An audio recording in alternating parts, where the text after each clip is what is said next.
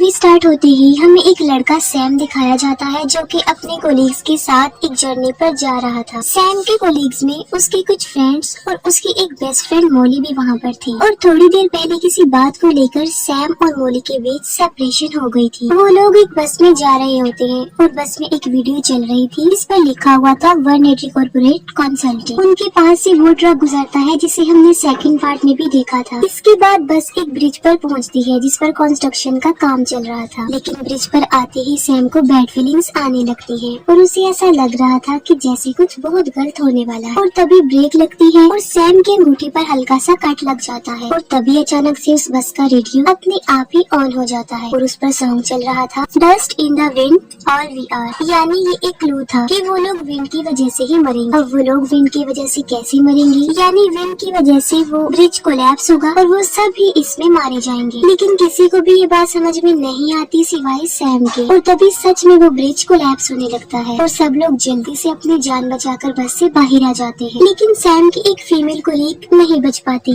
और वो मारी जाती है। सैम का एक कोलीग बस में ही रह गया था और बस के साथ वो भी पानी में डूबने की वजह से मारा जाता है। वो सब लोग अपनी जान बचाकर भाग रहे होते हैं। सैम मोली को दूसरी साइड पर पहुंचाने में कामयाब हो जाता है। तभी वो नोटिस करता है कि उसकी एक फीमेल कोलीग को भी हेल्प की जरूरत है और वो उसकी हेल्प करता है। लेकिन उस फीमेल कोलीग को ग्लासेस के बगैर ठीक से नजर नहीं आ रहा था और वो ब्रिज से पानी में गिर जाती है, लेकिन अभी भी वो जिंदा होती है। और तभी एक कार उसके ऊपर आकर गिरती है जिससे वो फौरन मारी जाती है। तब उनका बॉस और नेथन भी भाग रहे होते हैं। तभी एक वायर नेथन को उड़ाकर अपने साथ ही ले जाती है और उनका बॉस एक ब्रिज से लटका हुआ था, लेकिन तभी उसके ऊपर कोल टायर गिरता है और वो भी मारा जाता है। एक ही लम्हे में वो पूरा ब्रिज डिस्ट्रॉय हो गया था। सैम और पीटर एक रेलिंग पर लटके हुए थे और ऊपर चढ़ने की कोशिश कर रहे। तभी एक ट्रक ब्रिज के बिल्कुल कॉर्नर पर आ जाता है और उसमें से बहुत सारे सरिये निकल कर पीटर के आर पार हो जाते। सैम जो कि अभी जिंदा था और ऊपर चढ़ रहा होता है, लेकिन यहाँ पर वो भी नहीं बच पाता और एक बहुत बुरे तरीके से उसकी मौत हो जाती है। और तभी सैम की आँख खुल जाती है और वो काफी शॉक्ड हो जाता है और काफी डरा हुआ होता है कि आखिर ये उसने क्या देख लिया है। और तभी ब्रेक लगती है और उसके अंगूठे पर कट लग जाता है और तभी अचानक से बस का रेडियो सच में ऑन हो जाता है और उस पर सेम सॉन्ग ही लगा हुआ था। अब तक उसे रियलाइज हो चुका था कि उसने फ्यूचर देख लिया है, जिसकी वजह से वो काफी घबरा जाता है और चिल्लाने लगता है कि ये ब्रिज टूटने वाला है। लेकिन कोई भी उसकी बात पर बिलीव करने को तैयार नहीं था। तब सैम अपनी बेस्ट फ्रेंड मोली को लेकर बस से नीचे उतर जाता है और उसके साथ सब लोगों को उतरना पड़ता है। और जैसे ही वो बस से उतरते हैं सैम की कही हुई बात सच हो जाती है, यानी वो ब्रिज टूटने लगता है। लेकिन सैम की वजह से वो सब लोग सेफ हो गए थे और वो लोग अपनी आंखों से उस ब्रिज को कोलैप्स होता देख रहे थे। उन सब लोगों को सैम से डर लग रहा था और उनके जहन में बहुत सारे सवाल उठ रहे क्योंकि उसने फ्यूचर जो बता दिया। अपनी डेली जिम प्रैक्टिस कर रही और पीटर ऑडियंस में बैठा हुआ उसे देख रहा था। पीटर की फ्रेंड अपने इस प्रैक्टिस को किसी गेम की तरह ही एंजॉय करती थी और काफी अरसे से वो ये प्रैक्टिस करती भी आ रही थी। प्रैक्टिस के दौरान चेन रिएक्शन लेते हुए वो लड़की ऊपर से काफी जोर से नीचे गिरती है जिससे उसकी स्पाइन टूट जाती है और बहुत ही बुरे तरीके से उसकी मौत हो जाती है। ये सब कुछ पीटर की आंखों के सामने हो रहा था जिसकी वजह से वो शॉक्ड हो जाता है। नेक्स्ट टेडी बियर लिया हुआ था और वो उसे प्रेस कर रही थी और उस टेडी बियर की एक आंख निकलकर फ्लोर पर गिर जाती है। डॉक्टर उसका ट्रीटमेंट करने ही लगता है कि तब उसे रियलाइज होता है कि उसके पास जो फाइल है वो कंप्लीट नहीं है और वो उसे ऐसे ही सेटअप में छोड़कर उस फाइल को लेने के लिए चला जाता है। और डॉक्टर के वहाँ से जाते ही उस मशीन में शॉर्ट सर्किट होने लगता है जिसकी वजह से उस लेजर की पावर बढ़ने लगती है और वो आहिस्ता आहिस्ता बढ़ती ही जा रही थी और उसके साथ साथ उस लड़की की घबराहट भी बढ़ रही थी। वो उस लेजर को उसके रिमोट से बंद करने की कोशिश करती है, लेकिन हाथ लगने की वजह से वो रिमोट नीचे गिर जाता है और उसका स्टार्ट बटन प्रेस हो जाता है जिस पर लेजर अपना काम करने लगती है और उस लड़की की एक आंख को जला देती है। एक आंख के बाद जब वो दूसरे पर जाने लगती है तब ओलिविया हाथ आगे करके अपनी दूसरी आंख को सेव कर लेती है, लेकिन इससे पहले कि वो उसे पूरी तरह जला दे वो जल्दी से उस मशीन पर से उतर जाती है। और इतनी ही देर में सैम और मोली भी वहाँ पर आ जाते हैं, लेकिन उनके आगे बढ़ने से पहले ही उस लड़की का सैंडल उस टेडी बियर की आंख पर आता है।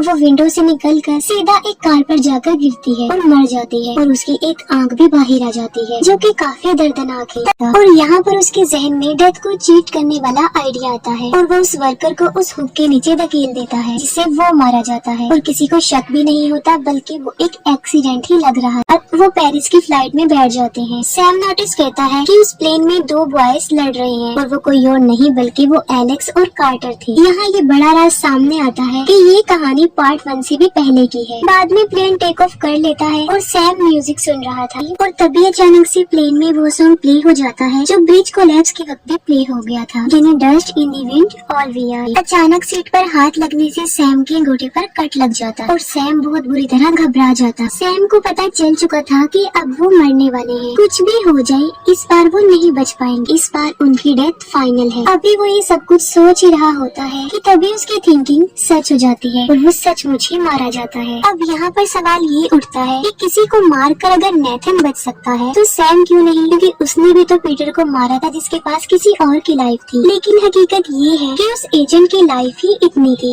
इसीलिए सैम भी मर गया। फिर हमें नेथन दिखाया जाता है जो कि उसी फ्रेंड के मेमोरियल में था जिसे उसने मारा था। वहाँ पर एक वर्कर नेथन को बताता है कि इस वर्कर को ब्रेन ट्यूमर था, अगर ये ऐसे ना मरता तो इसने कुछ दिन बाद वैसे ही मर जाना था, क्योंकि उसके पास जीने के लिए सिर्फ थोड़े ही दिन थे। अभी वो वर्कर बस यही कहता है कि फ्लाइट 180 का लैंडिंग गियर उसके ऊपर गिरता है और डेथ के मास्टर प्लान के साथ ये मूवी और ये सीरीज यहीं पर एंड हो जाती है।